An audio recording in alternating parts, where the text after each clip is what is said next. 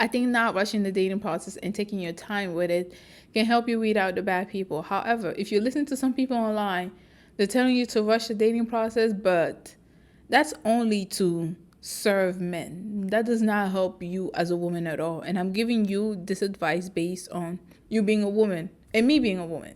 It's rushing the dating process will never help you as a woman. It helps men satisfy whatever thing they want to satisfy, whether it's conquest or the ability to say they have dated XYZs and 1, 2, 3 women, or they've dated a rainbow. Some people get off on that. That's their business. But if you really value exclusivity before being intimate with someone, and that gives you a sense of reassurance, a sense of safety, a sense of security, then you cannot rush the dating process. And if it means that person goes away, it just means they weren't the person for you. Hello and welcome to Kitchen Table Advice. My name is Paula and I am the host of this podcast. This podcast is a place where you can ask for any advice you want. It can be relationship, both platonic or romantic, career advice, or life advice. I wanted to create a space where people could ask questions without fear of rejection. I can't guarantee it'll be good advice, but I can guarantee there'll be no shame on my end. Your name will be anonymous and your identity will always be kept a secret. This is not professional advice, and I am not a licensed therapist or psychologist, and you are under no obligation to take this advice. Just think of this as advice you would get from a close friend on a kitchen table. So, let's begin. Hello, my wonderful gems. How are you? I hope you're doing amazing. If you're a returning gem, welcome back. And if you're new here, hello. We hope you like the advice you're about to hear. For anyone who's been here for a while and still haven't subscribed, please subscribe and feel free to give us a like or leave a comment in the comment section. And as usual, we just dive into the first story of the episode. And this one's kind of interesting. So the title of the first story is How to Reduce Anxiety About Physical Intimacy with Someone New After My Ex. Alright, so we'll just dive in. Hello, I'm a 28-year-old woman, and it's really important for me to be exclusive with someone before being intimate with them. I'm newly single, and I'm not sure how to bring this up when dating someone new. The thought of being with someone else after my ex of 5 years is making me really anxious. With him, it felt so natural, but I'm worried I wouldn't feel as safe with someone else.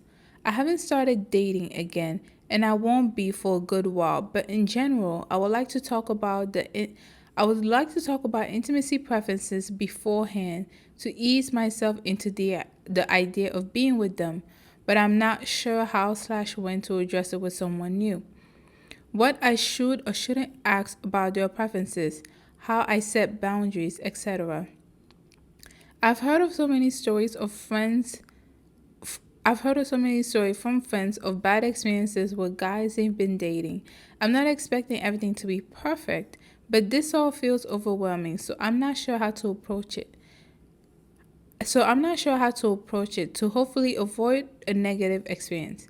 Feeling safe, secure, and cared for are so important to me and are what makes me truly enjoy intimacy, rather than just the physicality of it all, which is important too.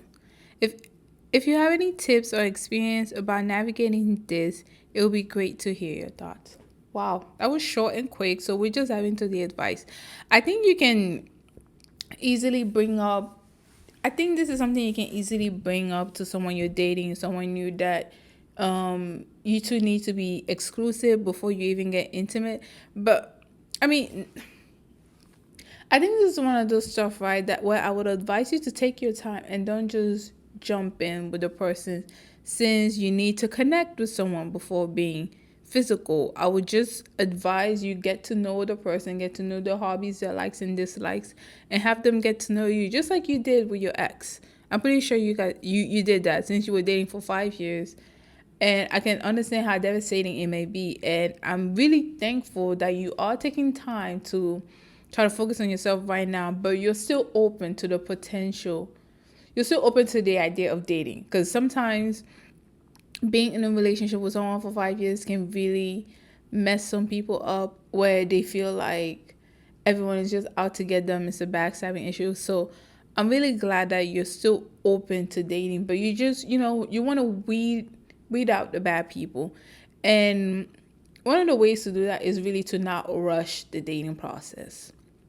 I think not rushing the dating process and taking your time with it can help you weed out the bad people. However, if you listen to some people online, they're telling you to rush the dating process, but that's only to serve men. That does not help you as a woman at all. And I'm giving you this advice based on you being a woman and me being a woman.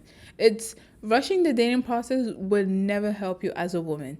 It helps men satisfy whatever thing they want to satisfy, whether it's conquest or the ability to say they have dated XYZs and 1, 2, 3 women, or they've dated a rainbow. Some people get off on that. That's their business. But if you really value exclusivity before being intimate with someone, and that gives you a sense of reassurance, a sense of safety, a sense of security, then you cannot rush the dating process.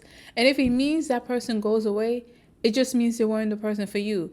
Because lately, to be fair, like a couple of weeks ago, if I would have read this, I would have been like, maybe you shouldn't even be dating at all because it seems like the dating scene is trash out here. But lately, I've been hearing different opinions about dating. It's like a lot of people are actually open to being committed and to being exclusive. And this includes men. It's like, I don't know if it's just because where I'm at. And I'm kind of surprised by that because summer is coming. Or maybe when you're listening to this, it's already summer where you are. But it's like summer is coming where I'm currently at, and people are talking about being exclusive during the summer.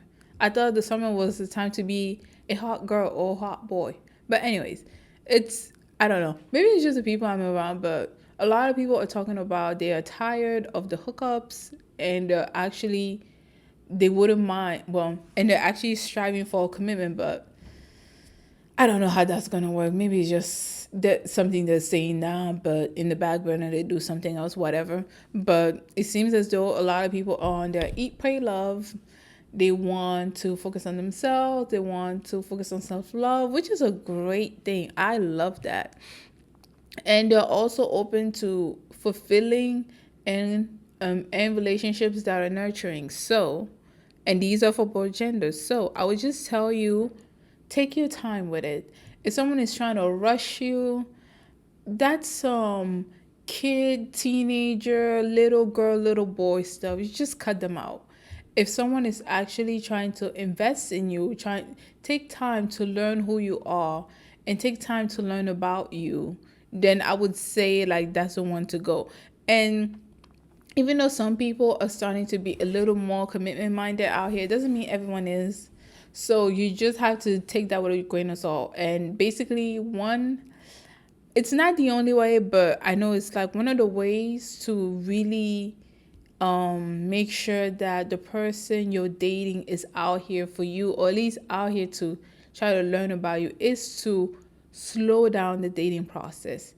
And once a red flag presents itself, address it. Don't try to put it in the back burner. Address it once, slow down the dating process, because there's some people who would still try to, I guess, put you in their roster when you slow down the dating process as a means of, oh, I'm just dating her for XYZ days until that happens. There are crazy people out here, okay? So I would just tell you, slow down the dating process. Date as many people as you can, or if you're the type of person who only dates one person at a time, that's fine. But do not commit yourself to one person, and especially if this is a man, do not commit yourself to one person unless they have voiced that they want commitment from you. Because from what I'm reading is you need commitment and exclusivity before being intimate. So that is at the front. That is at the top of the list for you. So any type of these goofy games that these people are playing out here, or where they don't want to commit, they don't want to add labels, just don't go for that. Stay in your ground. This is when you really address your boundaries, right? Because exclusivity and commitment are the front for you.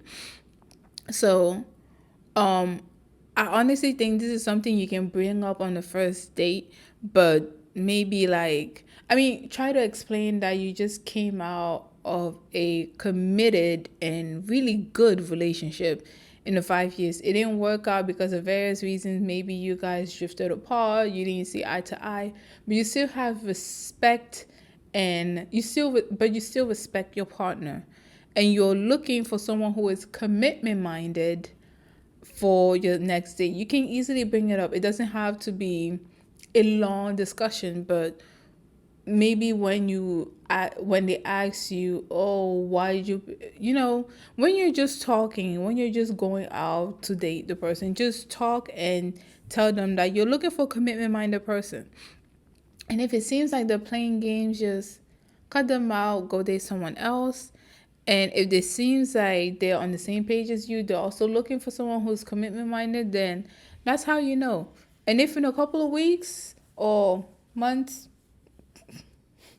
honestly, you're 28. If in a couple of weeks they want to be committed with you, then yay, more power to you. And yes, I did rush our process because she's 28. It's like, you're 28. We don't have time for months, weeks. Okay. I feel as though at a certain age, you should know if a person is and isn't for you. If you're looking for commitment, now if you're looking for hookup, then yeah, they're gonna string you along and not really give you a decisive answer. However, if you're looking for commitment in a few couple of weeks, or you guys going out on multiple dates, not just one, two, or three, like multiple dates, different events, different activities, not doing the same thing, and you seeing them in different arenas, then once they ask to be exclusive with you, then you have a sufficient enough what's it called? A sufficient enough idea of the type of person they are, because the one thing you don't want to do is rush the dating process because you just feel like you need a person around you, or you're lonely, or all these stuff, which are human traits, right? We are social creatures, and yes, we like having other people around. However, letting the wrong person around you at the wrong time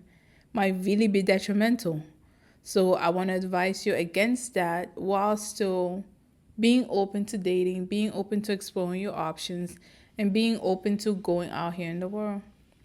But yeah, that is my advice for this. I did not think that advice was going to be long, but it's pretty long. That was my advice for this. And we'll take a break right now, and we'll come back with our second story of the episode. Alright, so we are back with the second story. It's also short, so we're probably gonna have 3 stories during this episode. But I thought the title could help a lot of people. Well, I hope the story kind of gives. I hope the story is relatable, but from the title, it seems like it would. Anyways, let me just see what the title is. So the title is, "How do I stop having a crush or being attracted to every guy I meet?" All right. Hi, I'm 22 and I've never dated anyone. I don't know if it matters, but well, I've always been the type to have little crushes, but never had anything serious with anyone. Never fell in love either. Love/romance was not something elemental that I was looking for, but now I feel a little confused. It's just that it's just that lately I ended up feeling attracted to every guy that appears in my life. I know the feeling isn't quote unquote real love or something serious. It doesn't last long either, and honestly, it's just exhausting. For example, I met a guy, we get along, parentheses, maybe not so much. I start to think about the guy. I get nervous if he's around. If he doesn't, if he does something moderately nice to me, my heart starts racing. My feelings aren't going anywhere, and I don't feel that way specifically for a guy either. Why do I feel that way? Is it loneliness? Um, Frustration? How do I stop these feelings? um, well, this was really short and really quick, so we're just gonna jump to the advice. Well, she's 22. It's just, I would say, I don't know. I feel like you might be a bit of a late bloomer, and I think it's something we all experience in our life, whether it's in our teens, where it's like you walk around with these rose-colored glasses, and every guy or every girl, if you're into girls, it's just like they give you the time of day, and you feel like, oh, you're in love. I honestly think you're just you're just a late boomer. When other people were feeling this in their teenage years, you're feeling it right now. And it's fine to not take it. Like, I would say, I mean, it's fine to be in that spirit. I don't really think thinking like that is too bad, because I feel like it's something that's so normal that everyone goes through once or twice, and then, and eventually it just stops until you start focusing more on yourself, or until you find someone where you can pour all that love on. I just think this is a stage in your life. I would say, even though this is a stage, you should still be very mindful and careful, especially with the guys who they just do a basic act of kindness. It's like, it's nice to think about them in a positive light, but don't put them on such high of a pedestal where you just start thinking about them day in and day out. That's what I would say. It's like, yes, you can still have these feelings, but still try to be grounded at the same time, and don't put them on this imaginary pedestal where they can do no wrong, or they're the greatest thing after sliced bread. It's just like, you can still, honestly, I think these feelings are fine because they're so universal, but at the same point, just don't pedestalize them.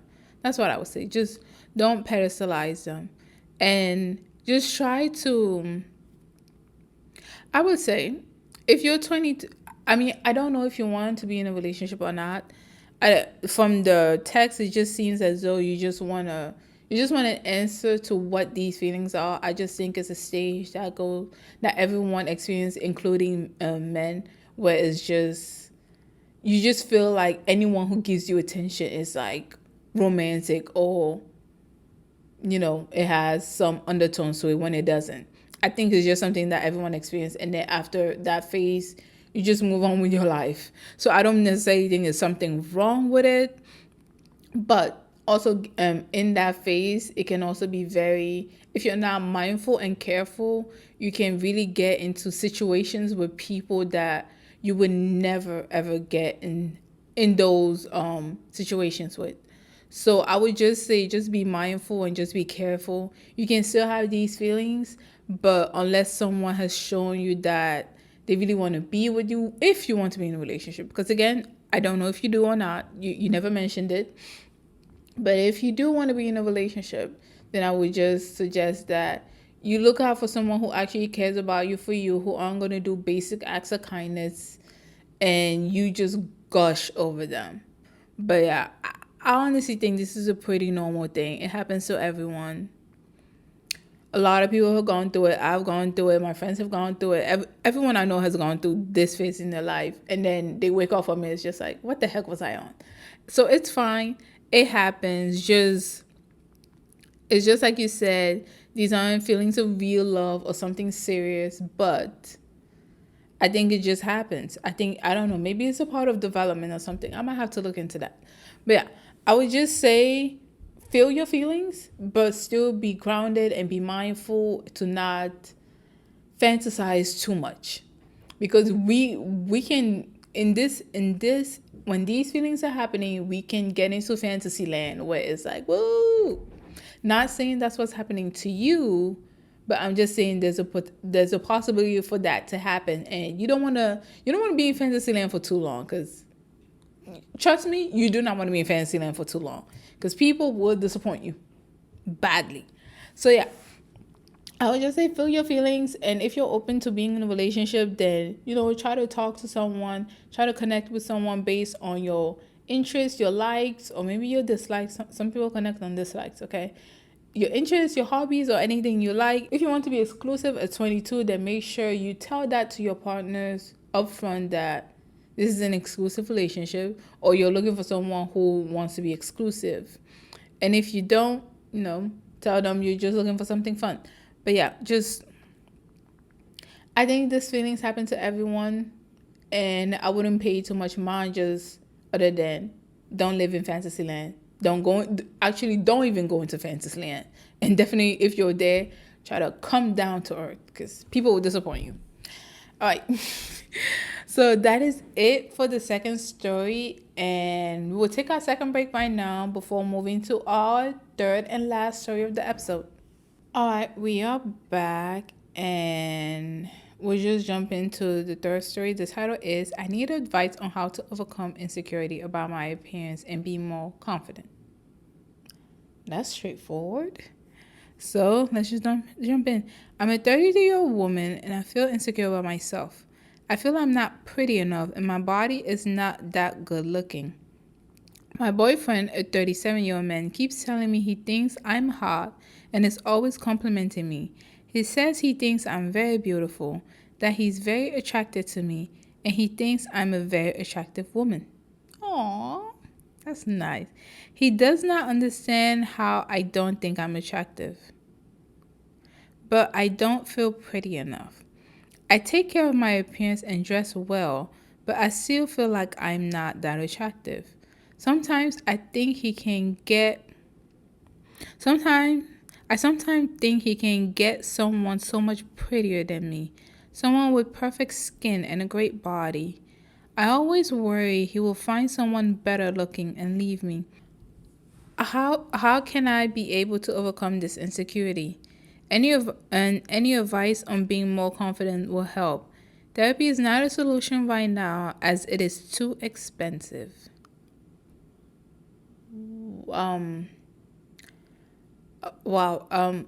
I I I don't know. It's like, dang. I think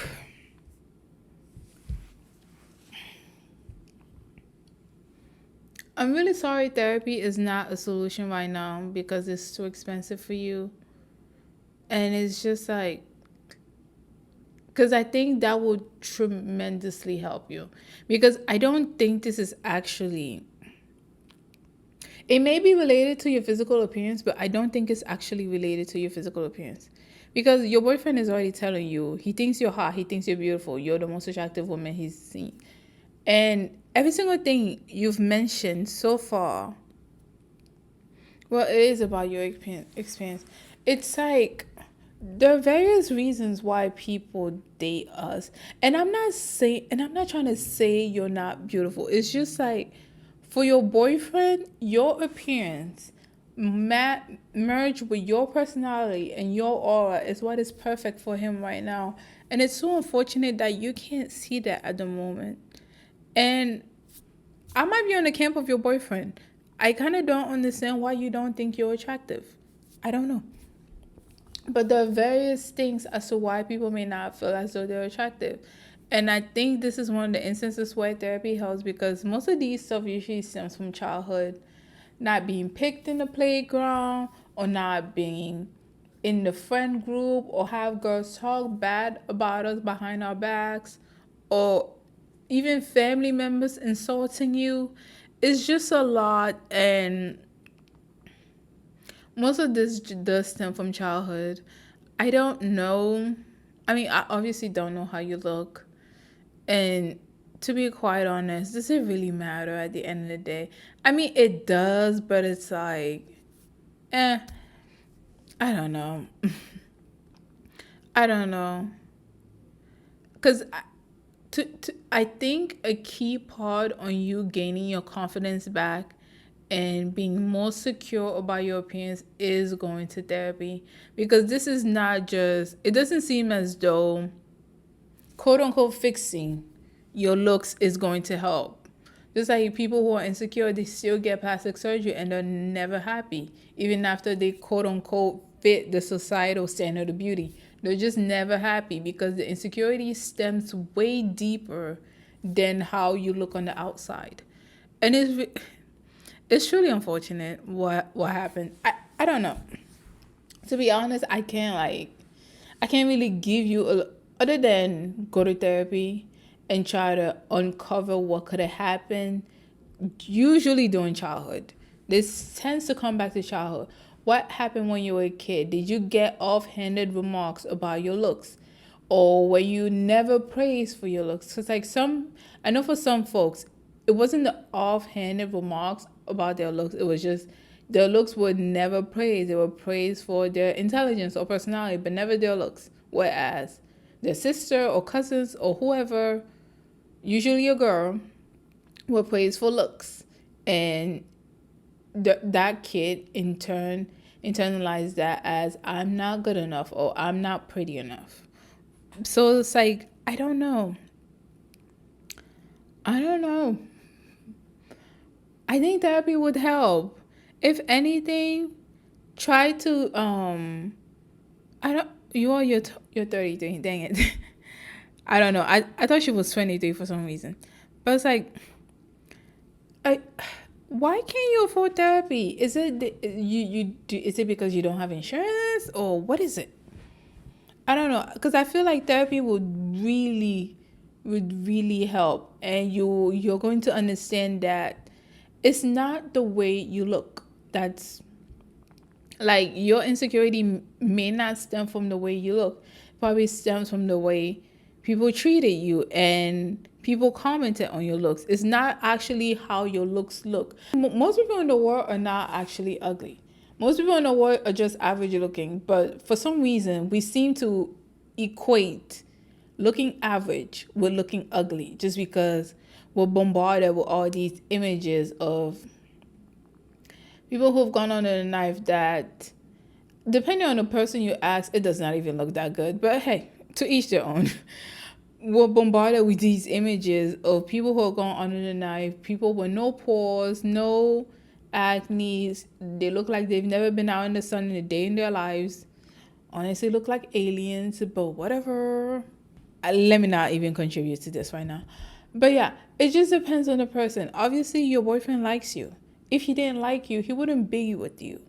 If he didn't think you were attractive, including more than just your brain, if he didn't like who you are as a person, this includes your physical looks, mental, and your personality, and just the good energy you have, then he wouldn't be with you. So it's like, I don't know, therapy. Like, I know you said it's not a solution right now, but it seems as though it is the only solution right now for you, because your insecurity about appearances doesn't just stem from the way you look. It's usually something much deeper. It's usually a result of a compound, like you feeling as though it's usually a result of like people or situations or stuff that have just panned out for you to believe that your looks were not good enough. But yeah, I don't like ending an episode on a note like this, but it looks like we're gonna end the episode on this. But if you're in a similar situation as her, please seek therapy, because I do think it is gonna help. Insecurities about appearance is never just the appearance. Even if you change what you quote unquote do not desire, you're going to develop another appearance-based insecurity, which is why it's always advisable to go to therapy, try to talk it out, and try to see what happened for you to come to the conclusion that looks-wise, you're not good enough, or you're not pretty enough, or your body is not enough. But yeah. Okay. So thank you so much for listening to this episode. If you like this episode, then please feel free to subscribe, give us a like, and write a comment. And if you're listening to this on Apple Podcasts or Spotify, then please feel free to leave us a review, preferably a 5-star review, and also comments about the part of this episode that you liked or disliked. And if you ever want to reach out to us, you can leave your comments on our YouTube channel, or you can send us a message on our Gmail, which is kitchentableadvice@gmail.com. That's where we get all of our messages, including business inquiries. So if you really want to reach out to us, try our email account. You can try our Instagram or TikTok, but to be honest, it's just at this point it's for show. All right. But yeah, so thank you so much for spending your Sunday with us, and we'll see you next Sunday or any day you're watching this. All right. Bye.